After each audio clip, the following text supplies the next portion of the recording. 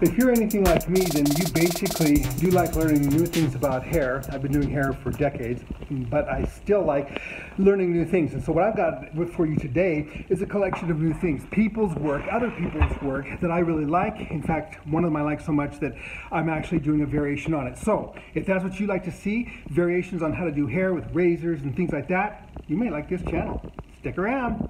Theo here is about to do a demonstration of a cut. I'm going to leave his this video and his channel link in the description section of my video below, because you really should check this out. He's using his hot razor to diminish the length, or the weight rather, of the back of this young lady's hair, creating from a pixie to a pixie bob, or from a bob to a pixie bob.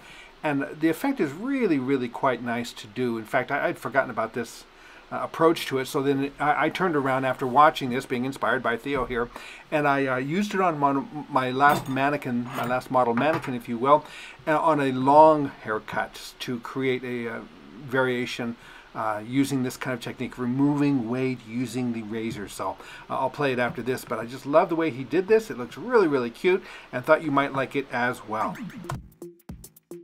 So now you see the general idea of the look in the back here.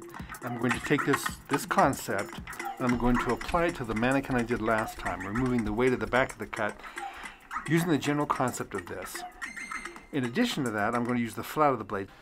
Now it's important to know what the flat of the blade is. So this is the head of the blade, this is the rear of the blade, or the end of the blade.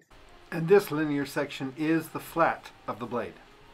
If you're cutting something like this, you're resting the blade flat and going down. If you do it with the tip, you're going to get more of a notching effect. And if you're doing it with the rear of the blade, you're doing it because you're trying to keep the blade, this portion of the blade, away from the skull, away from the client.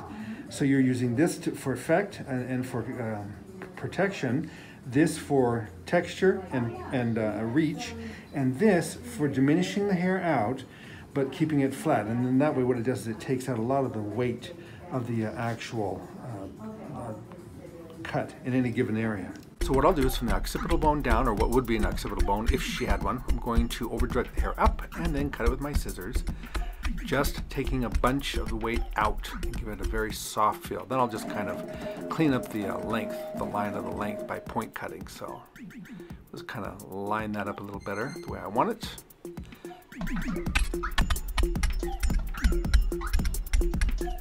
Find the edges with point cutting, and then I'm going to start lowering my sections. And be sure to take a minute just to like this video. It really would be helpful. Appreciate it a lot.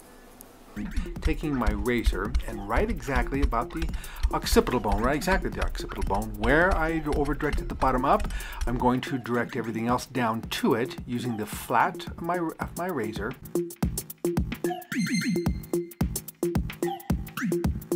Literally the long plane of the blade, not either end or tip. It is the long plane of it. So what you can see me using it here. And what I'm doing is I'm restricting, of the section I'm cutting, I'm restricting the movement to the final inch of the section. And what that does is diminish to a great degree the thickness or the density of the hair in that final inch or so, causing the hair to lay very smoothly and blend, while allowing for volume and fullness in the overall shape or design. So it'll go from this to this.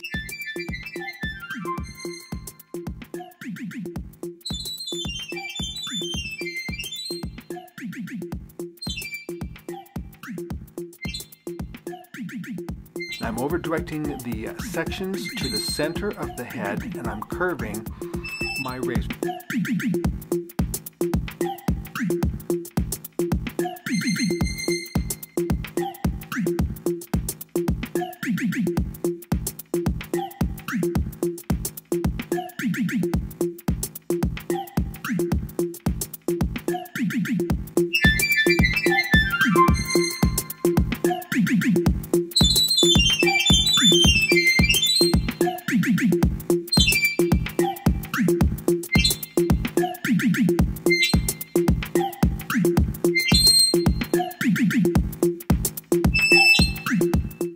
In this article, Margaret is bringing up a topic that I have long held as a very good idea. Hi everyone, it's Margaret here with 60andMe.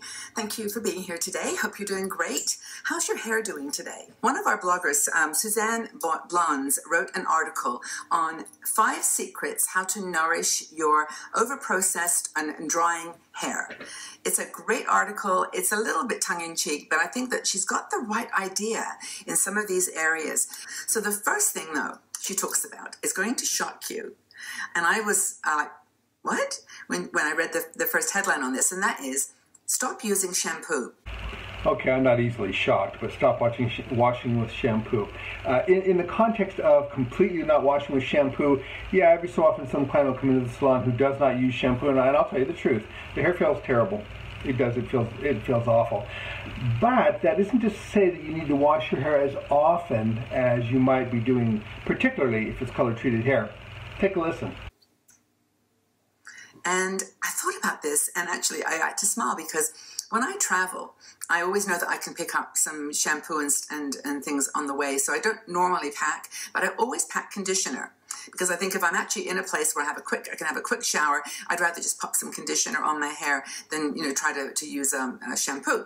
And she says it for the very same reason. She goes, why don't you start at least alternating washing your hair with conditioner? Now, that's something that I have over the years seriously recommended to clients, particularly hair color clients and curly hair clients. And here's the reason why. Is that particularly for colored clients, 33% of your hair color gets washed out with too much shampooing or the wrong kind of shampoo. And very oftentimes between that and curly hair, because of the structure of curly hair, the hair is simply not getting dirty enough to require shampooing. Now my hair, it does have some curl to it. I don't wash it every day. After the gym, I'll shower every day. But what I will do is I'll do a shampoo one day and then a light conditioner with the appropriate pH on day 2 and day 3, then maybe on day 4 I'll wash it again. It never feels bad. It feels great, in fact, to be honest with you. It retains its shine. It never has an odd texture to it, and it never smells bad. Dirty hair smells bad. If you can smell your hair, you need to wash it. We're not getting our hair really filthy dirty. We're not, unless you're working on a farm, of course, and there's lots of places you might need a good clean. But she says, why not just use conditioner? Over the years, I've encouraged my hair color clients to try skipping a shampoo in favor of using a light acidic conditioner, preferably with a pH of 5.5 to 6.0, that will rinse off the majority of any possible dirt anyhow and protect your hair. Typically speaking, your hair doesn't get that dirty to where you need to use shampoo that often, and so I will encourage them to try something just like it. Check out this article. It's very informative. There's a lot of things about it I really do appreciate. I will put a link to this video in the description section below. Hey folks, thanks for sitting in with me. Do be sure and like, subscribe, share any of those things that you prefer to do. Please do. Thank you very much for your time and have a great day. We'll see you next time. Bye.